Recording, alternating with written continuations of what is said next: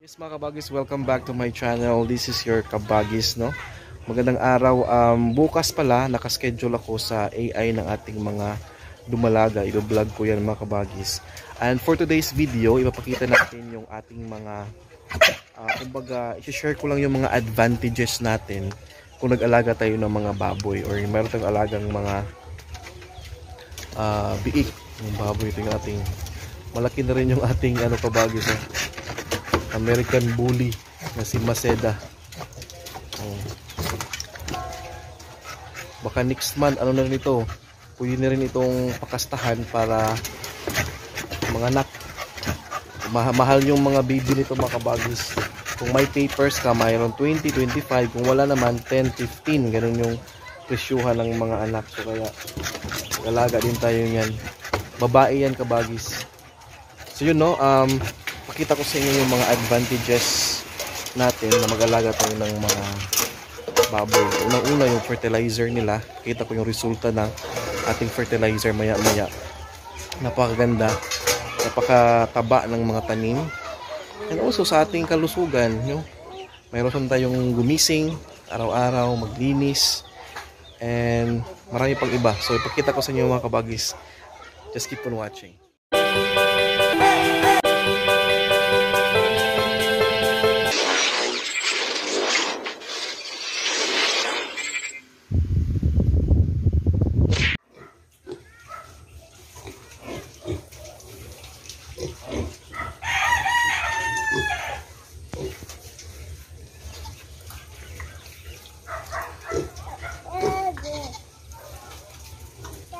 Yan sila mga kabagis. Nakakatuwa lang, no?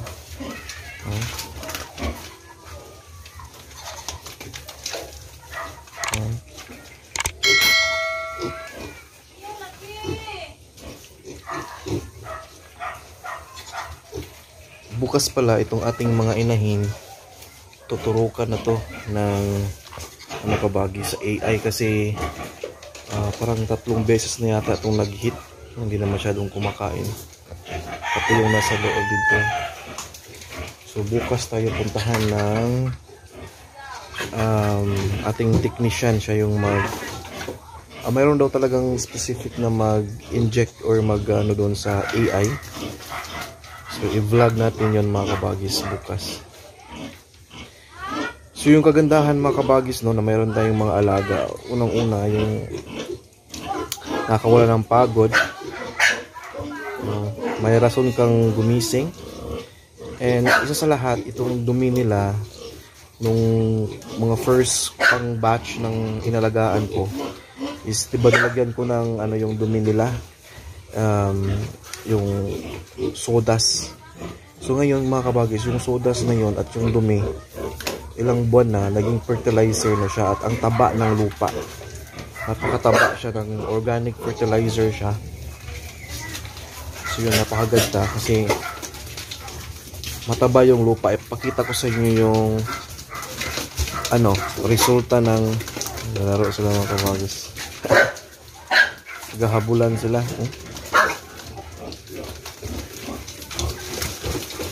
Malaki na yun to, malaki na to.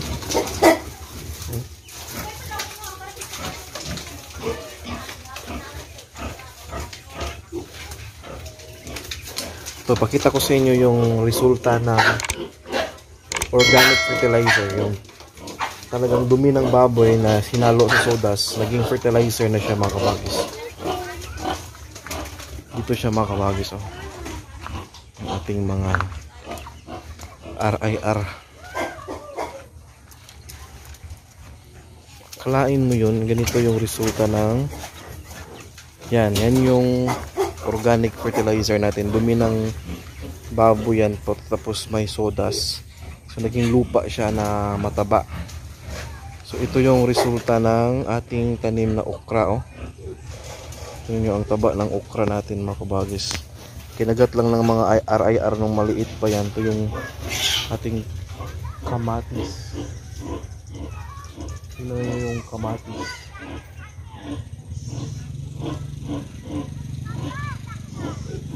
Yung kamatis natin, ang daming bunga. Kakakuha ko lang ng ano niyan, mga 10 kahapon ngayon, meron pang bunga. Oh. Ito yung maganda din sa kapag may tanim ka kabagis. Oh. Napaka taba ng mga tanim dahil sa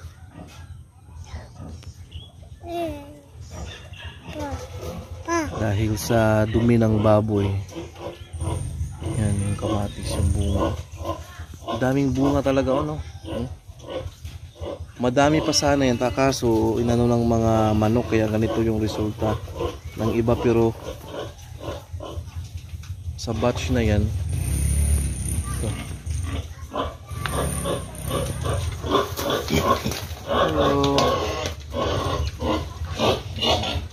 yung inahin yung mag-AI na bukas.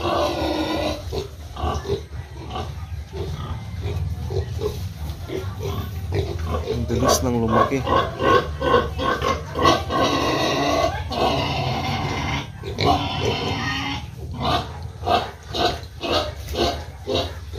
So yun yung mga kabagis na bago lang nag-alaga ng baboy or mag-alaga ng baboy, hinihikayat ko kayo na sundan nyo itong ating mga uploads, ating mga updates. Kung hindi pa kayo nakapag-subscribe sa ating channel mga kabagis, i-subscribe nyo na yan. And para makita ninyo yung ating mga ginagawa, technique, no? So itong batch na to ay kaka 2 weeks lang nila kahapon. So 2 weeks and 1 day na sila ngayon. Tingnan niyo yung mga katawan mga kabagis. So maganda. So yan yung resulta sa mga katawan na tama yung pag-alaga ng biik talaga, yung mayroong ang napurga mo na sa tamang oras, na vitamins mo siya ng tamang oras. Yan. Tingnan ninyo katawan ng mga kabagis. In a span of 2 weeks, ang laki na, baboy na talaga.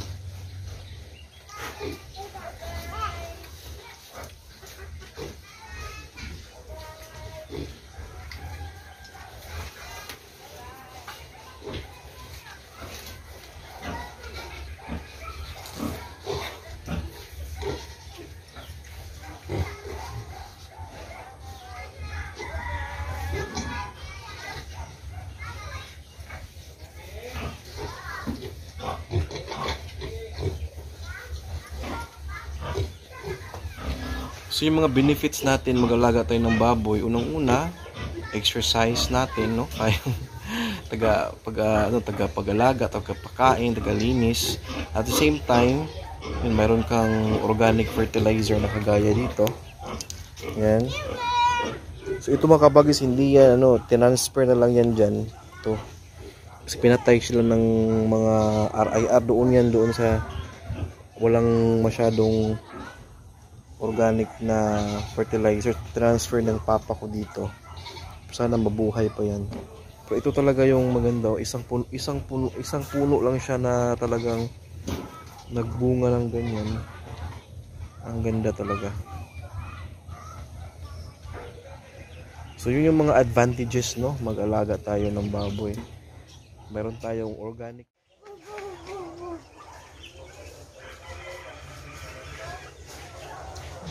Tik tik tik tik tik. Tik tik tik tik tik tik tik tik. Tik tik tik tik tik. Tik tik tik tik.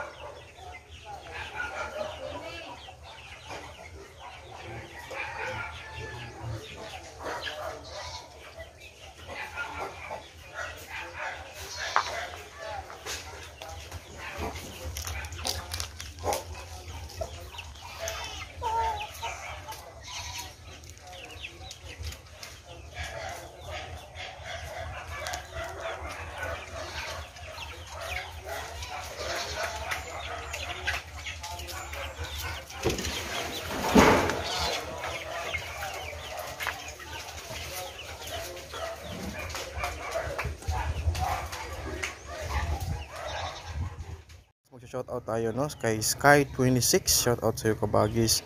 Nandiyan din si Dionisha Olgado, yan, shout out sa iyo. Dian Unabia, bilis lumaki no. Si Judith Sixta, thank you so much, shout out sa inyo. Repa Pigs TV, and then si Iris Uyanggurin, si Che Ordinario, Rina Hubiera, Jerwin Martinez, shout out sa inyo mga kabagis. Betty Gatmin, Connie Sanglap, Estelita Sobilario, yan si Julian Canicon, si Miss Ling World, si Janice Arubo, si Chudi TV, Teodi Aquino, yan ang haba ng pangalan. Rachel Ajit, si Marvin Abuja, Nikams, shout out sa inyo mga kabagis. Ayan din si Joaquin Ang, si Winivic Bahaw, Henry Brillante, si D-Flash 23 Vivo, yan, shout out sa inyong lahat. Noel Taki, Irene and Joe, shout out sa inyo. Lee Rose Grupo, Zags TV, yan, shout out sa inyo. Ayan si Sai, paano yung basahin? Si Psych BB, yan. Shout out ko na yan. Si Israelita, yan, nandiyan si Marco Gabriel Inting, yan. Si Santiago Vigen Hiyadan III, Raymart Nitis, yan. Si Hubert Patrimonio, Ayan Israel, Wesley Suarez, Jumarjan Kalma, Freddy Kamba, shout out sa inyo. And lastly kay Junray Zabala, shout out sa inyo mga kabagis. And also no, shout out kay kabagis na Mike Biflor, sina Milchor Tayag, and especially kay kabagis Still Malim, yan, shout out sa inyo. Thank you so much mga kabagis sa palaging pagsubaybay at pagsuporta ng ating channel. Thank you so much. 11,000 plus na tayo mga kabagis and counting. Thank you.